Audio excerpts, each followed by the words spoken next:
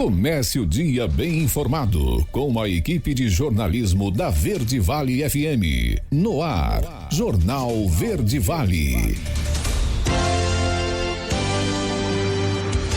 6h31. Olá, muito bom dia para você. Sexta-feira, 17 de maio do ano de 2024. Estamos começando pela Verde Vale FM, uma emissora do Sistema Verde Vale de Comunicação. Mais uma edição do Jornal Verde Vale. Comigo na bancada, Daliano Oliveira. Muito bom dia. Muito bom dia para você, Wesley. Muito bom dia para você também que acompanha a programação da Rádio número 1 da região dessa sexta-feira, agora 6h32. Agora você confere os destaques das últimas 24 horas. Jornal Verde Vale. Etapa do Desafio Agro Startup será realizado em Mineiros. Vazio sanitário da soja em Goiás começa em 27 de junho. Polícia Rodoviária Federal apreende meia tonelada de carne transportada em burrinhos. STF elege André Mendonça para substituir Moraes no TSE. Daniel Vilela sanciona reajuste de database a servidores públicos de Goiás. Operação policial desmantela laboratório clandestino de agrotóxicos e prende criminoso em Catalão. Polícia cumpre mandatos contra grupo suspeito de golpes no novo número em Goiás. Ninguém acerta 6 dezenas da Mega Sena e prêmio vai a 30 milhões de reais. Os detalhes destas e outras notícias você vai conferir a partir de agora aqui no Jornal Verde Vale. A notícia em primeira mão. Jornal Verde Vale. Jornal Verde Vale. Verde Vale. Notícias do Brasil. 6h33. Uma ótima manhã de sexta-feira para você. Sejam todos bem-vindos e bem-vindas a mais uma edição do Jornal Verde Vale. Olha, os ministros do Supremo Tribunal Federal elegeram nesta quinta-feira André Mendonça para ocupar a vaga de Alexandre de Moraes no Tribunal Superior Eleitoral, TSE. O atual presidente da corte permanecerá no cargo até 3 de junho, quando termina o seu mandato. O TSE é composto no mínimo de 7 ministros titulares. Desse total, 3 são provenientes do STF, 2 vêm do Superior Tribunal de Justiça e 2 são juristas advindos da advocacia. Mendonça, no discurso de agradecimento, ainda destacou a gestão do ministro Alexandre de Moraes como exitosa e afirmou que o atual presidente do TSE atuou com firmeza e competência à frente da Corte Eleitoral. Em 7 de maio, o ministro do TSE elegeu a ministra Carmen Lúcia para presidir a Corte Eleitoral pelos próximos 2 anos. Por meio de votação secreta, os magistrados definiram a presidência e também elegeram Cássio Nunes Marques como vice-presidente. E em meio às fortes chuvas que assolam o Rio Grande do Sul desde abril, o nível das águas da Lagoa dos Patos voltou a subir nesta quinta-feira, ao atingir 2,80 metros e igualar o recorde histórico de 1941, isso segundo dados do Metsul. Em 24 horas, as águas subiram 20 centímetros, de acordo com as medições realizadas às 7 da manhã da quinta-feira e também da quarta-feira pela Agência Nacional de Águas e Saneamento Básico. A cota de inundação da Lagoa dos Patos foi ultrapassada há mais de 2 semanas. Não foram registrados volumes de chuvas nas últimas 24 horas do Rio Grande do Sul. Porém, a propagação das cheias na região hidrográfica do Guaíba ainda está ocorrendo. O rio Jacuí tem níveis elevados no delta do rio, na confluência com o Guaíba. O rio dos Sinos e o rio Gravataí seguem tendência de estabilidade, caminhando para um lento declínio, pois eles são represados pelos altos níveis do Guaíba.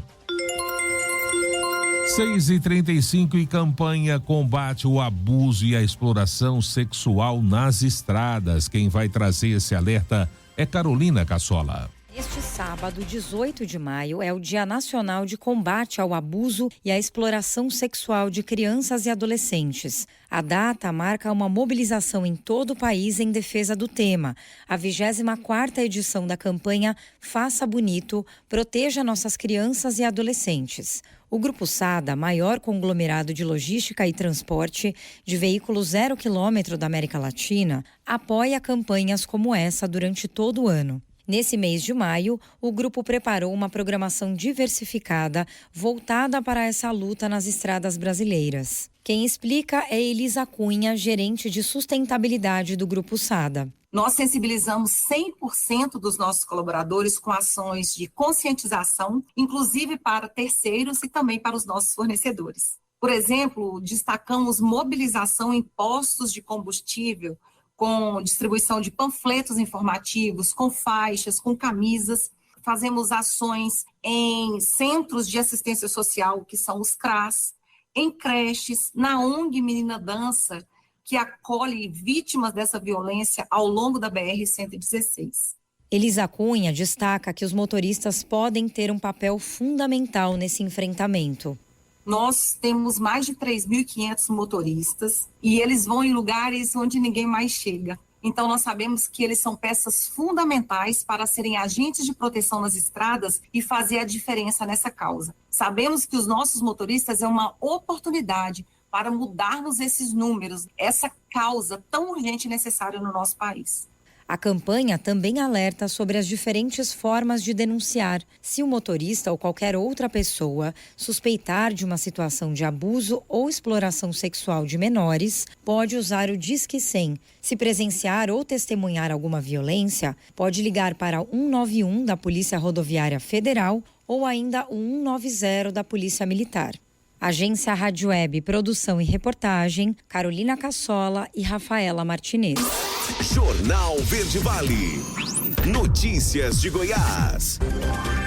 6h38. E um dos últimos atos de Daniel Vilela como governador em exercício, servidores públicos de Goiás vão receber um reajuste salarial de 4,62% neste mês de maio, conforme lei publicada no Diário Oficial nesta quarta-feira. O vice-governador esteve desde o último domingo, dia 12, no cargo, em virtude da viagem do governador Ronaldo Caiado aos Estados Unidos. Esse aumento corresponde ao Índice Nacional de Preços ao Consumidor Amplo de 2023 e abrange os 3 poderes: Executivo, Legislativo e Judiciário, além do Ministério Público, Magistério, Defensoria Pública, Tribunais de Contas do Estado e também municípios. A medida foi aprovada em 2 votações na Assembleia Legislativa e representa um impacto de mais de 619 milhões aos cofres públicos. O reajuste incide sobre valores de tabelas, proventos e pensões vigentes desde 1º de maio, estendendo-se a servidores civis e militares, ativos e inativos, pensionistas e docentes na Secretaria de Educação. Caiado, autor do projeto de lei, destacou que o índice foi definido em conjunto com representantes sindicais do Fórum dos Servidores, levando em consideração fatores como a queda na arrecadação do ICMS, as projeções após a reforma tributária e as restrições do regime de recuperação fiscal aderido pelo Estado em 2021. E a Polícia Rodoviária Federal apreendeu na manhã desta quinta-feira cerca de 500 quilos de carne suína transportada irregularmente na unidade operacional de Morrinhos.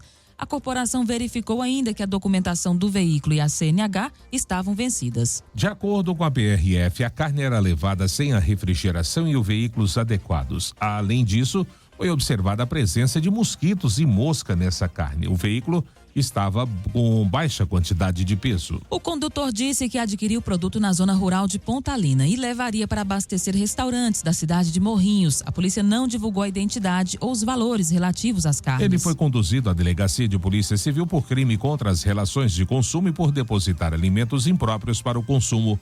Carro e carne foram apreendidos e levados para a agrodefesa. E os contribuintes com dívidas com o Estado aproveitam um programa de renegociação que oferece descontos em juros e multas para regularizarem a situação. Saiba como aderir a esse programa com Jerônimo Venâncio.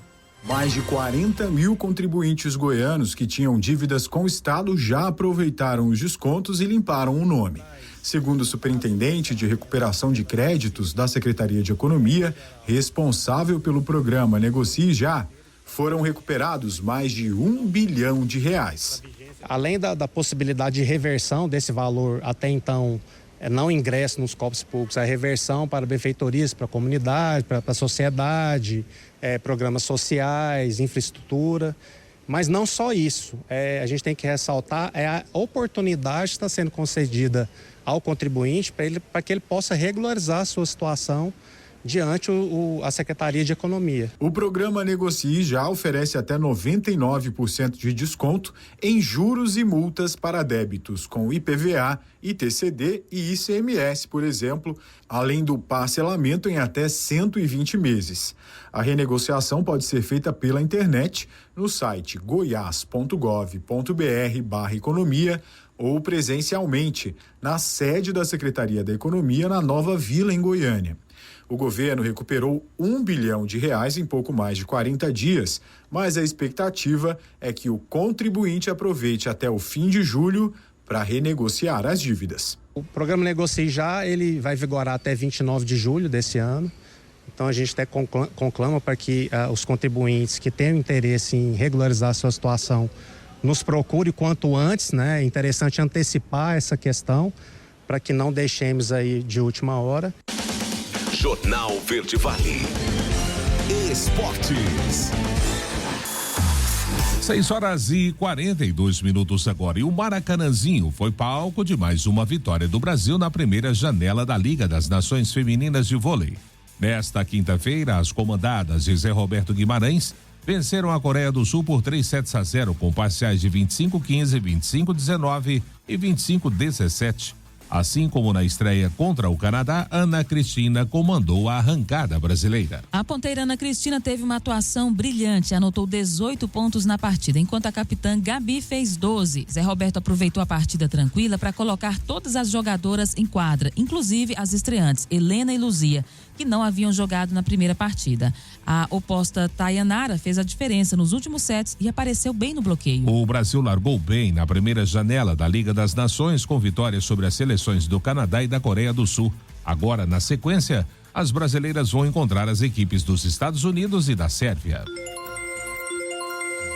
E o Fluminense está nas oitavas de final da Libertadores. Atual campeão, o tricolor manteve vivo o sonho do bi e se classificou com uma rodada de antecedência ao vencer o Cerro Porteño na noite desta quinta-feira por 2-1 no Maracanã. O time de Fernando Diniz até levou susto, mas ganhou com direito a um golaço de Marcelo e um gol de cabeça de Ganso na etapa final. O time paraguaio, que ficou com um jogador a menos após Baez ser expulso no segundo tempo, descontou com Vieira. Com essa vitória, o Fluminense chegou a 11 pontos e não pode mais ser alcançado por ninguém do Grupo A. Na última rodada, vai enfrentar o Lanterna Alianza Lima, que ainda tem chances de classificação no Maracanã, jogando apenas para melhorar a sua pontuação para poder fazer jogos, os segundos jogos em casa nos mata-matas, se pegar times que fizeram campanha pior. Por sua vez, o Cerro Porteño continua em segundo lugar, mas empatado com o Colo-Colo com 5 pontos, e os dois times se enfrentam na rodada final. Jornal Verde Vale. Agronegócios. 6h44. E o Ministério da Agricultura e Pecuária anunciou que o vazio sanitário da soja será mantido em Goiás, se estendendo do dia 27 de junho até 24 de setembro deste ano. Essa determinação estabelece o período do vazio sanitário e o calendário de semeadura para a safra 24-25 em todo o país. Com essa confirmação, produtores rurais de Goiás terão a oportunidade de semear a soja entre 25 de setembro desse ano e 2 de janeiro de 2025. O cadastramento de lavouras no Sistema de Defesa Agropecuária, o SIDAGO, poderá ser feito até 15 dias após o término do calendário de semeadura. Durante os 90 dias de vigência do vazio sanitário da soja, é necessário que os produtores mantenham as áreas livres da tigueira da soja em total conformidade com a legislação que proíbe o cultivo da soja nesse período. Esse esforço visa prevenir a ocorrência e a propagação de ferrugem asiática, uma vez que as plantas voluntárias que surgem nas áreas cultivadas após a colheita da safra podem servir de hospedeiras para o fungo causador da doença, resultando em sérios prejuízos econômicos na próxima safra. José Ricardo Caixeta Ramos, presidente da Agência Goiana de Defesa Agropecuária, enfatizou que essa medida fitossanitária tem como objetivo reduzir o índice populacional da ferrugem asiática no campo, o que pode levar a ganhos significativos na atividade agrícola, além de benefícios socioambientais. A notícia em primeira mão. Jornal Verde Vale. Jornal Verde Vale. Verde Vale. Notícias do Brasil. 7 horas em ponto, já de volta com o segundo bloco do Jornal Verde Vale dessa sexta-feira. O ministro extraordinário da Reconstrução do Rio Grande do Sul, Paulo Pimenta, afirmou ontem em entrevista que o aeroporto de Porto Alegre deve ficar fechado ao menos por 6 meses. O aeroporto Salgado Filho está inoperante desde o dia 3 de maio por conta das fortes chuvas e enchentes que atingem o Rio Grande do Sul e já mataram 151 pessoas, segundo a atualização mais recente da Defesa Civil local. Segundo o ministro, 53 voos com destino ao Rio Grande do Sul já voltaram a funcionar até o momento. O ministro era responsável pela SECOM, a Secretaria de Comunicação Social da Presidência do presidente Lula, desde o início do mandato. Nesta quarta-feira, porém, Lula criou a Secretaria Extraordinária para Apoio à Reconstrução do Rio Grande do Sul, com status de ministério, e colocou o Pimenta à frente da nova pasta, a 39ª da gestão petista. O ministro também informou que o governo federal vai usar bombas de água do Ceará, Lagoas e São Paulo para esvaziar os diques das cidades gaúchas afetadas. Pimenta afirmou que as estruturas vão ser transportadas ao estado pela Força Aérea Brasileira. E o Tribunal Superior Eleitoral decidiu suspender nesta quinta-feira o julgamento das ações que pedem a cassação do senador Sérgio Moro. A análise do caso será retomada no dia 21 de maio. Os processos relacionados a Moro, analisados em conjunto, apontam abuso de poder econômico, uso de Caixa 2 e utilização indevida de meios de comunicação durante a pré-campanha eleitoral de 2022. Na sessão desta quinta-feira, houve a leitura do relatório das ações. Na próxima sessão do julgamento, os advogados da acusação e defesa vão se manifestar. Logo depois, o Ministério Público Federal vai apresentar um parecer, que será seguido dos votos dos ministros. 7h02. E o presidente Lula e o governador Eduardo Leite defendem união para reconstruir o estado do Rio Grande do Sul. Vamos saber dos detalhes com Marcelo Vaz. O presidente da República, Luiz Inácio Lula da Silva, e o governador do Rio Grande do Sul, Eduardo Leite, estiveram reunidos nesta quarta-feira na cidade de São Leopoldo, no Vale dos Sinos, uma das mais atingidas pela enchente na região metropolitana de Porto Alegre. A reunião contou com a presença de uma comitiva federal e incluiu o anúncio de novas medidas por parte do governo federal para atender a população do Rio Grande do Sul, além de uma visita ao abrigo da Universidade do Vale do Rio dos Sinos. Ambos, em suas falas, agradeceram aos voluntários, equipes de resgate e servidores públicos empenhados em auxiliar nos resgates e no trabalho de reconstrução do estado, que se inicia nos próximos dias. Eduardo Leite defendeu a união de todas as esferas de poder para atender aqueles que precisam de ajuda neste momento. Mas nós estamos aqui para mostrar que não haverá diferenças políticas, não poderá haver diferença ideológica para superar um momento de união que deve ser atender as pessoas que mais precisam. Então, as pessoas que precisam de casa, que precisam de abrigo, que precisam de atenção, nós vamos estar juntos em favor delas. O presidente Lula seguiu neste sentido, ressaltando a importância de um novo padrão que surge no que se refere ao relacionamento entre União, Estado e municípios. É por isso que nós resolvemos fazer uma apresentação aqui no estado do Rio Grande do Sul, que possivelmente seja a mais ousada que o Estado brasileiro faça para atender esse negócio do desastre climático. O que nós estamos fazendo aqui, governador, eu espero que sirva de modelo de um outro padrão de relacionamento entre os entes federados. Os anúncios feitos pelo governo federal incluem auxílio financeiro para os atingidos pelas cheias. Dentre as diversas medidas anunciadas estão o pagamento de parcela única no valor de R$ 5.100 para todos os que perderam itens em decorrência da enchente, além de uma série de planos na área habitacional para a realocação das famílias e que também deverão mexer com o setor imobiliário das cidades atingidas.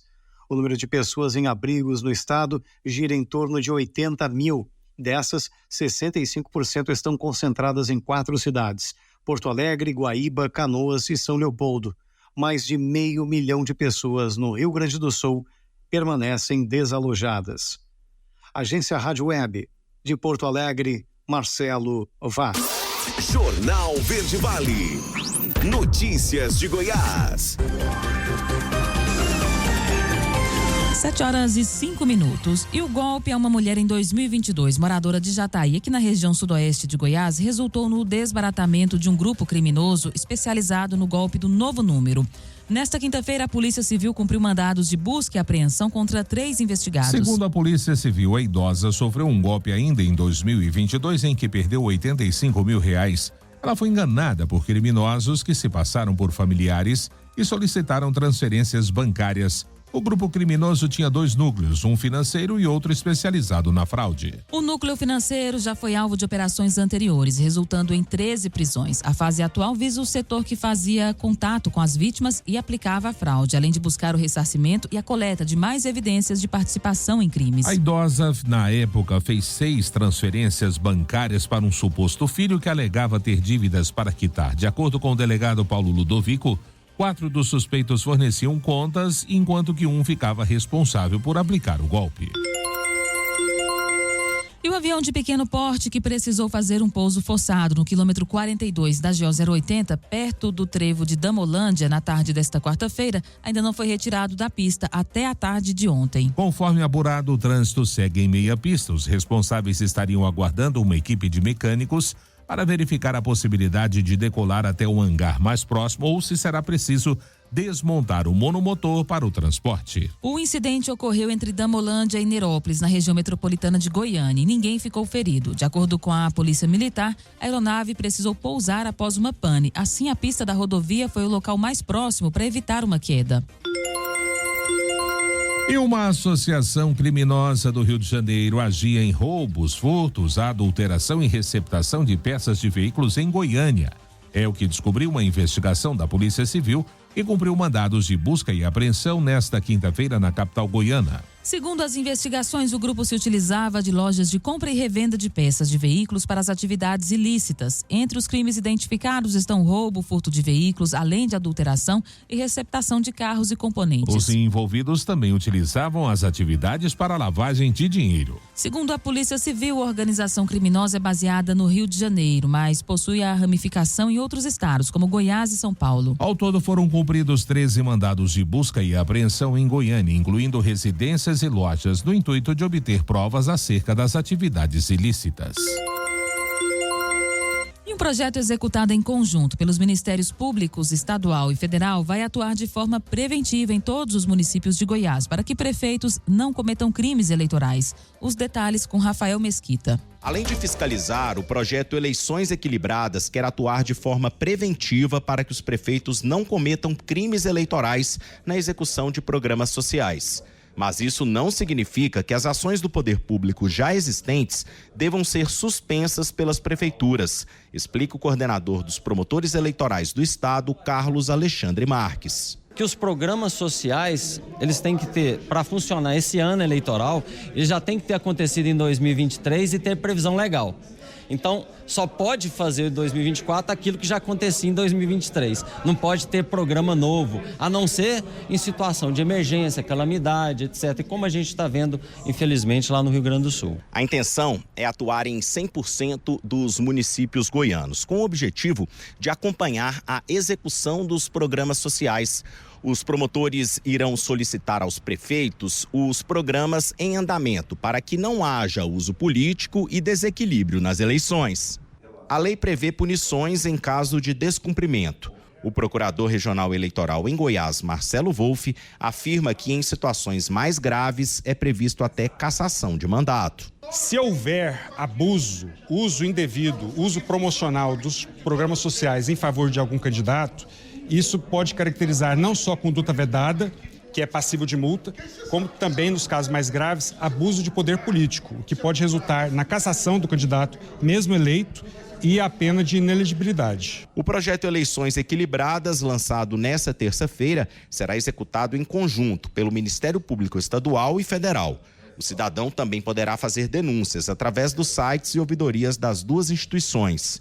No interior de Goiás, os casos podem ser levados às promotorias de justiça. Rafael Mesquita, da Agência Brasil Central.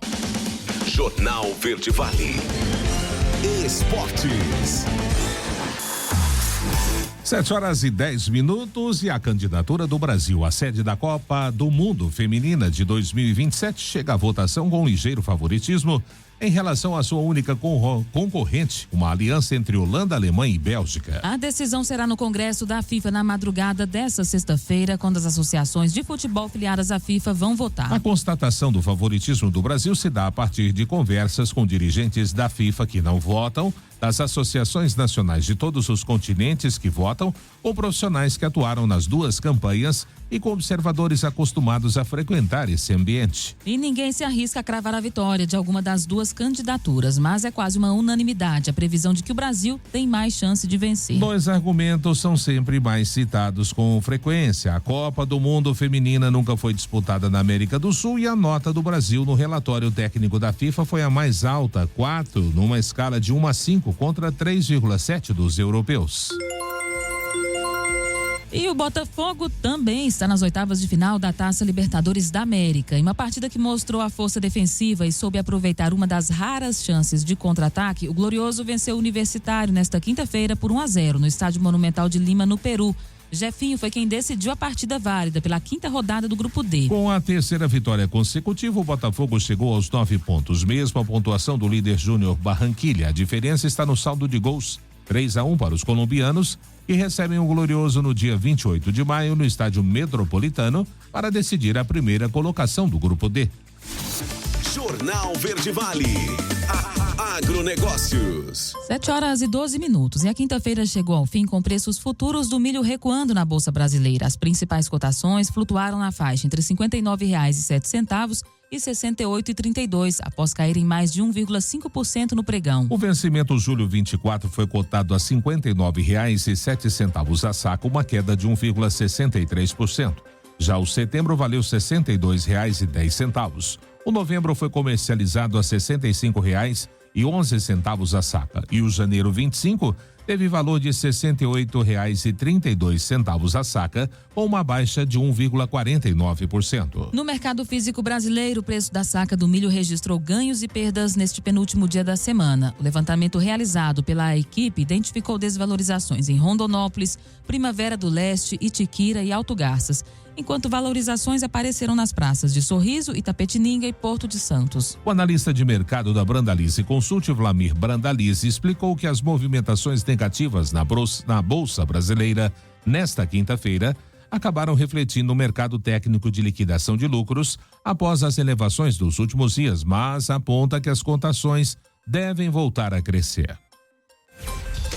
As notícias locais são destaque no Jornal Verde Vale. 7h13 e será realizado em Mineiros pelo Sistema FAEG uma das etapas do desafio Agro Startup. O evento tem como objetivo premiar ideias inovadoras que criem soluções para problemas no agronegócio. Quem explica melhor como funciona é a consultora de inovação do Campo Lab, Letícia Carvalho.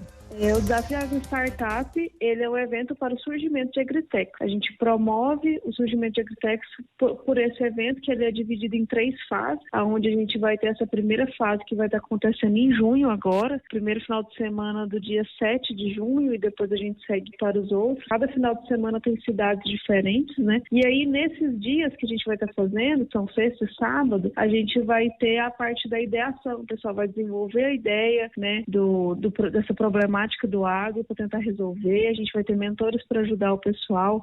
O bom desse evento é que ele é um evento gratuito, toda a alimentação ela é bancada pelo Campo Lab, pelo Senar, então não precisa se preocupar com isso. Quem eu não tenho uma ideia lá, a gente ajuda, inspira, né? Eu não tenho uma equipe, lá você consegue formar a sua equipe também. É só realmente ir e participar. Né, as pessoas que passarem pela primeira fase passam depois para a segunda fase da capacitação, onde a gente tem cursos, e depois a terceira fase, que acontece em outubro, é onde a gente vai ter a disputa final das 12 melhores ideias. E ao final disso, as 12 melhores vão receber o valor aí de R$60 mil, dado pela FAPEC, que é a Fundação de Amparo e Pesquisa do Estado, para tirar essa ideia do papel mesmo. E ali a gente vai acompanhar essas ideias depois, para executar elas e realmente elas virarem negócios. Então, ao final final de toda essa jornada, a gente quer CNPJs, empresários sendo criados aí por meio do nosso desafio. As inscrições, elas podem ser feitas no nosso site, que é sistemafaeg.com.br/CampoLab, ou você pode encontrar o link também no Instagram do Campo Lab Oficial, onde você vai selecionar a cidade que você quer participar e por ali você faz. A inscrição é gratuita, ela é muito simples de fazer. 7h15, último intervalo do Jornal Verde Vale desta sexta-feira. No próximo bloco, o PRF apreende mais de meia tonelada de carne transportada de maneira clandestina. E operação policial desmantela laboratório clandestino de agrotóxicos e prende criminoso em Catalão. E claro, também espaço para as nossas notícias locais. Não saia daí, a gente volta já trazendo tudo em detalhes para você. Jornal Verde Vale. Jornal Verde Vale. Verde Vale. Notícias do Brasil. 7h26, já estamos de volta com o Jornal Verde Vale desta sexta-feira, 17 de maio. Olha, o prazo para enviar a declaração do Imposto de Renda 2024 termina no dia 31 de maio. No Rio Grande do Sul, contanto, o prazo de entrega para os municípios atingidos pelas enchentes foi prorrogado para 31 de agosto. As informações foram divulgadas pela Receita Federal. Azaf Gonçalves, o sócio-diretor do Azaf Gonçalves Advogados, especialista em direito tributário, explica quem está isento do imposto de renda. Atualmente estão isentos do imposto indivíduos com a renda mensal de até R$ 2.640,40 na ponta do lápis. Para rendimentos superiores, vão ser aplicadas alíquotas progressivas de 7,5% a 27,5%. De acordo com a Receita Federal, até amanhã da última quarta-feira já foram entregues 25.229.399 declarações do Imposto de Renda 2024. A meta prevista é de 43 milhões de declarações até o final do prazo. E o resultado da Mega Sena, com prêmio de R$ 24.331.826 foi divulgado nesta quinta-feira em São Paulo e ninguém acertou as 6 dezenas. Com isso, o prêmio acumulado vai a 30 milhões de reais no próximo sorteio, que será realizado neste sábado. Atenção para os números sorteados: 2, 10, 32, 33, 38 e 47. 41 apostas chegaram bem perto e acertaram 5 dezenas. Para cada uma delas, a Caixa vai pagar R$ 54.241. Os 3.204 acertadores da quadra vão receber cada um R$ 991,57. O próximo sorteio da Mega acontece amanhã, sábado. E o benefício de R$ 5.100 vai ajudar famílias gaúchas desalojadas e desabrigadas. A matéria é com Manuela Rolim. O governo federal anunciou nesta quarta-feira, 15 de maio, novas medidas para ajudar a população gaúcha.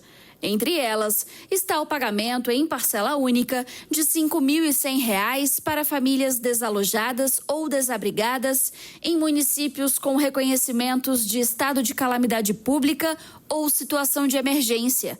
A operacionalização do benefício será de responsabilidade do Ministério da Integração e do Desenvolvimento Regional e o pagamento do dinheiro, limitado a uma pessoa por família, será feito pela Caixa Econômica Federal.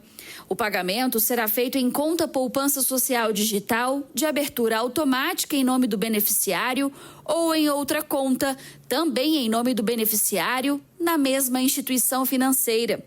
Nos próximos dias, o Ministério vai definir os critérios para colocar o benefício em prática e os prazos para o início dos pagamentos. O presidente Lula disse que o governo federal está empenhado em ajudar a população gaúcha. Não faltará apoio do governo federal. Não faltará nem ao Rio Grande do Sul e nem a nenhum outro estado brasileiro.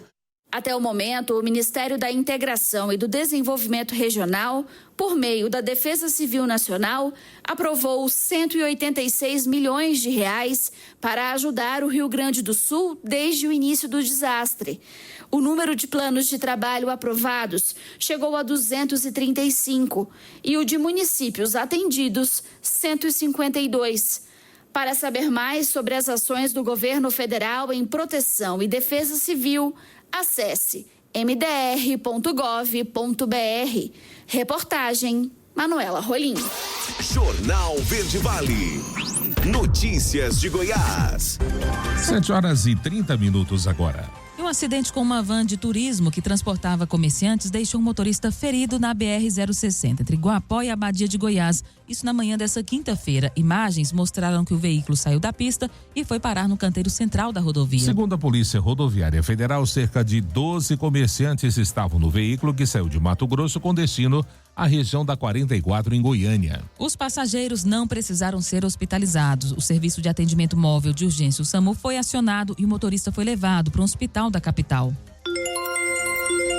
E uma operação da Polícia Civil Goiana desmantelou um laboratório clandestino de agrotóxicos e prendeu um criminoso em Catalão, na região sudeste de Goiás. Na quarta-feira, os policiais civis cumpriram 4 mandados judiciais, sendo 3 de busca e apreensão e 1 de prisão cautelar em investigação sobre a associação criminosa que rouba fazendas. De acordo com a corporação, o investigado ainda está foragido e segue sendo procurado pelos policiais civis. A operação se originou de investigação relativa a uma associação criminosa que roubava fazendas. No dia 17 de agosto de 2022, o grupo praticou um roubo em uma fazenda na zona rural de Orizona, onde ao menos 3 autores com o emprego de arma de fogo teriam subtraído defensivos agrícolas existentes no galpão da propriedade rural, causando prejuízo aproximado de R$400 mil.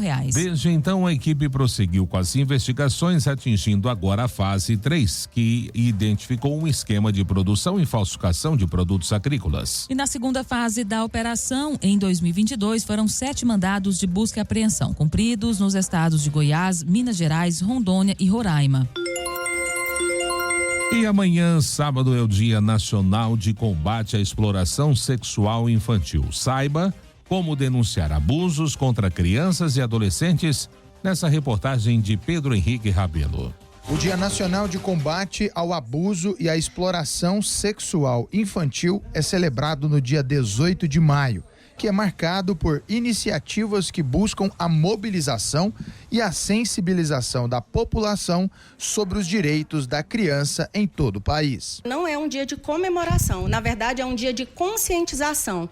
Uma menina de 8 anos de idade, ela foi morta no Espírito Santo e do qual teve o julgamento e esse julgamento foi extinto. Então criou o dia 18 de maio justamente que a população tenha conscientização em garantir esse direito de criança e adolescente mediante a exploração sexual. O Conselho Tutelar trabalha nos casos de abuso, de abandono e de casos escolares.